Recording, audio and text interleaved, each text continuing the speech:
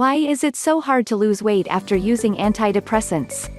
The medications were necessary, they were consumed, they caused weight gain. Medication is no longer necessary. So why doesn't the extra weight go away? Medication side effects are very common, although they are usually not severe enough to stop treatment. Anyone who has heard, perhaps unwittingly, the description of a drug's side effects in a television commercial is fully aware of the number of health problems that could arise while someone is taking that particular drug. But unless the side effect is death, one assumes that most of these adverse events go away as soon as the medication is stopped. Weight gain is a common side effect and is often closely related to medications prescribed for depression, anxiety, or the pains of fibromyalgia. Usually, weight gain occurs for the same reason we all know: more calories are consumed than the body needs for energy. But while most people who gain weight as a result of the side effects of antidepressants and related medications may become overweight, they differ from the typical overweight or obese individual. The latter often have problems with their weight because of a lifestyle marked by overeating, little physical activity, and, in many cases, using food as a means to relieve emotional problems. But people whose obesity is a result of a side effect of their medication may never have had a problem maintaining their weight prior to treatment. In their case, gaining weight is as shocking and disruptive to their body as hair loss is to a chemotherapy patient. They never went on a diet. Why would they? It has never been necessary before. Antidepressants, mood stabilizers, and atypical antipsychotic medications appear to alter eating habits by inhibiting serotonin-based regulation of appetite function. This causes a strong urge to eat even after the stomach is full of food. This urge is accompanied by carbohydrate cravings.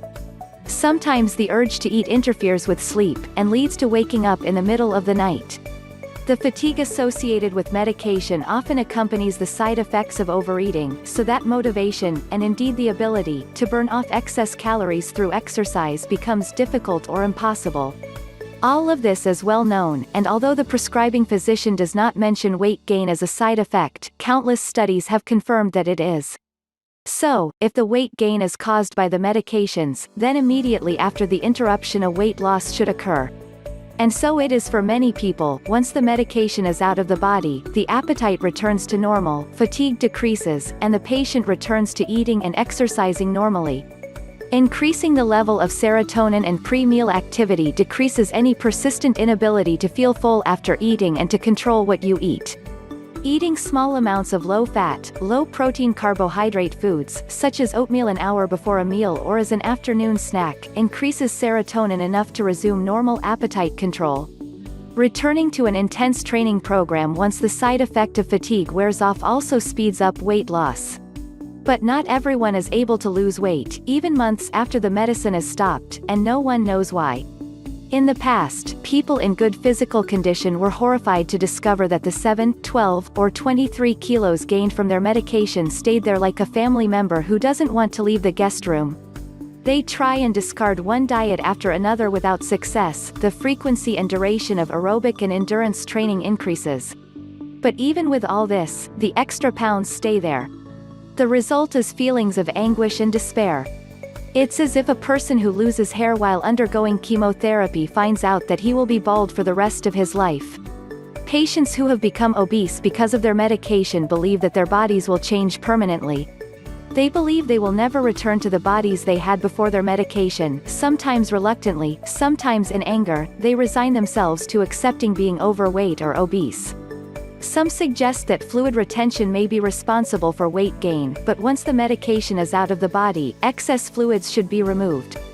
Others point to some muscle loss before and during the early stages of treatment, when depression led to weeks of inactivity. However, regaining muscle mass doesn't seem to produce any significant weight loss. It is possible that the metabolic rate has decreased as a result of the treatment, and therefore it is slowing down the weight loss. However, studies of thyroid function in patients treated with Zoloft or Prozac did not show any functional changes in thyroid hormones. So at this point, there is little to offer to someone who has tried to lose drug-associated weight through diet and exercise, and is not succeeding. Is the weight finally lost, many months or even years after the antidepressants or related drugs are out of the body? Are the extra pounds still building up in the body 5 or 10 years later? No one knows. There are no long-term studies following patients after discontinued treatment to see if weight is lost and, if so, what caused the weight loss. Interestingly, there are numerous studies that show that once a weight loss diet is completed, people's weight eventually returns to the heaviest pre-diet weight or set point. Perhaps it's time to see if people whose weight gain as a consequence of antidepressant treatment can also return to their own point of adjustment. Escucha, queridos amigos, comparte el video si te gustó en las redes sociales. Gracias por la atención. Hasta luego.